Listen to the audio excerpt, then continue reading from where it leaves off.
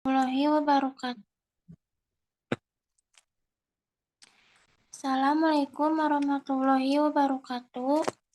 Saya Dia Ramadanti ingin mempresentasikan tentang pengaruh promosi brand ambassador terhadap keputusan pembelian pengguna market brandless X dengan brand image sebagai variabel intervening.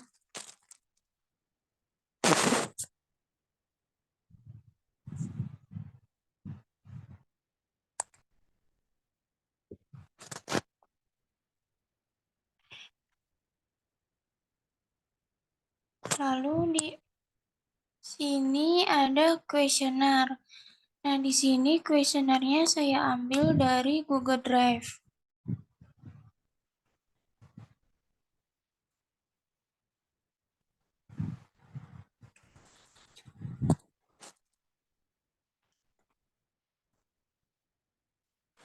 Nah, lalu di sini ada uji validitas.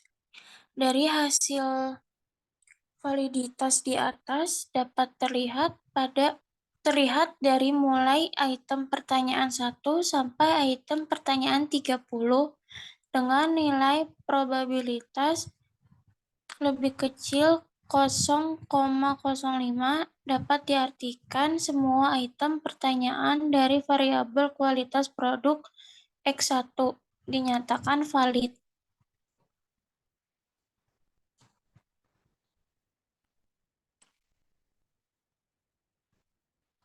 Lalu ini ada uji validitasnya lagi.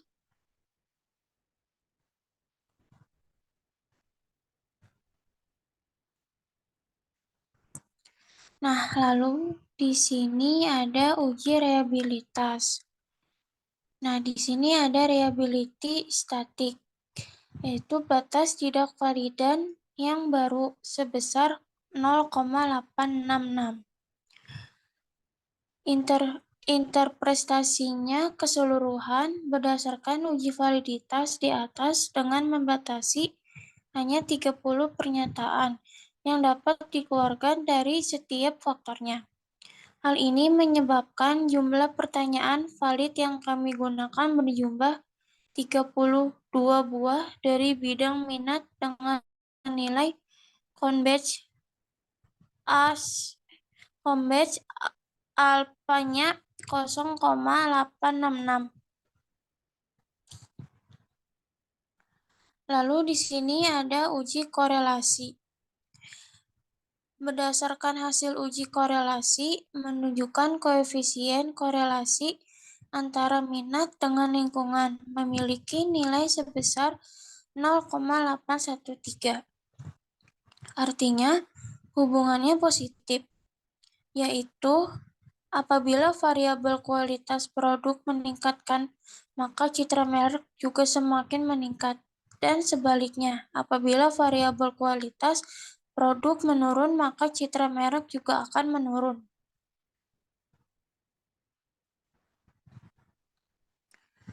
Lalu di sini ada uji normalitas. Dari tabel di samping, nilai ASMY basic-nya itu ada lebih besar dari 0,05. Maka data residual tersebut berdistribusi normal. Dari data di atas diketahui bahwa pada data residual nilai ASMYP-2 trailed 0,034 lebih besar dari 0,05. Maka data tersebut berdistribusi normal.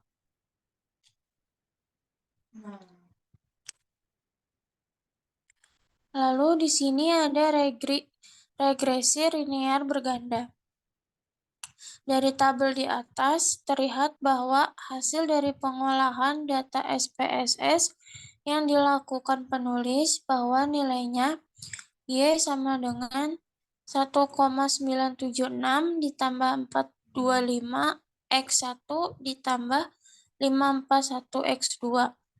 Keterangannya yaitu Yang pertama, A konstan sebesar 1,972 menunjukkan bahwa apabila nilai variabel independen dianggap konstan, maka akan diikuti oleh kenaikan keputusan pembelian sebesar 0,541 dengan asumsi variabel independen lainnya dianggap konstan.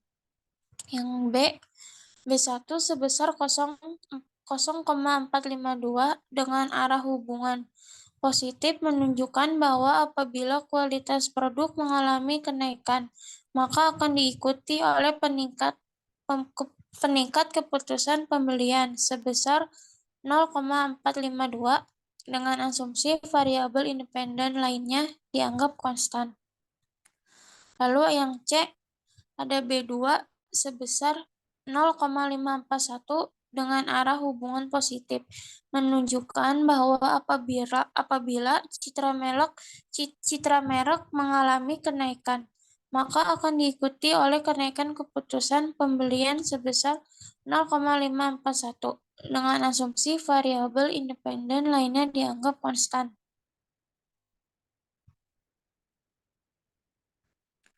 Lalu ada uji homogenitas. Berdasarkan output SPSS di samping, diketahui bahwa nilai signifikasi variabel Y pengaruh promosi berdasarkan brand image X yaitu 0,007 lebih kecil dari 0,05. Artinya, data variabel Y berdasarkan variabel X mempunyai variasi yang sama dalam ini data bersifat homogen.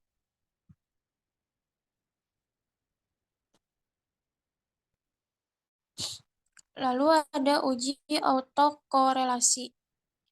Berdasarkan hasil uji Durbin-Watson, didapat bahwa nilai Durbin-Watson statik berada di antara DU dan 1 DU, sehingga metode OLS pada model regresi tidak mengalami masalah autokorelasi.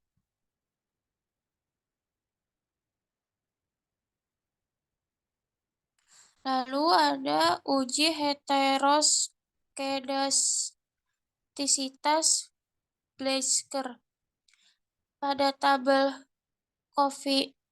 Coefficients dapat diketahui variabel kualitas dan variabel citra merek memiliki nilai signifikan taraf nyata. Maka dapat diputuskan bahwa mengalami masalah heteroskedastisitas.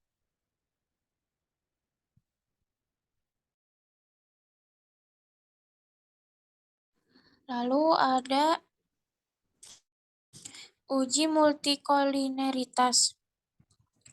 Nilai toleran variabel kualitas produk dan citra merek yakni 0,179 lebih besar dari 0,05.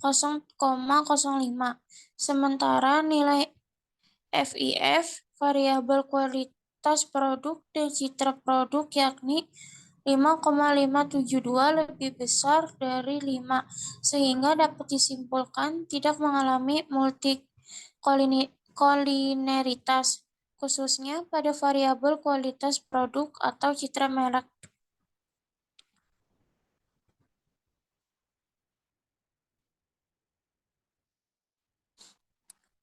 Lalu ada uji linearitas. Dari data di atas menunjukkan bahwa diperoleh nilai signifikan pada deviation from linearity yaitu 0,000 lebih kecil dari 0,05, sehingga dapat disimpulkan terdapat yang linear antara pengaruh promosi dan brand image.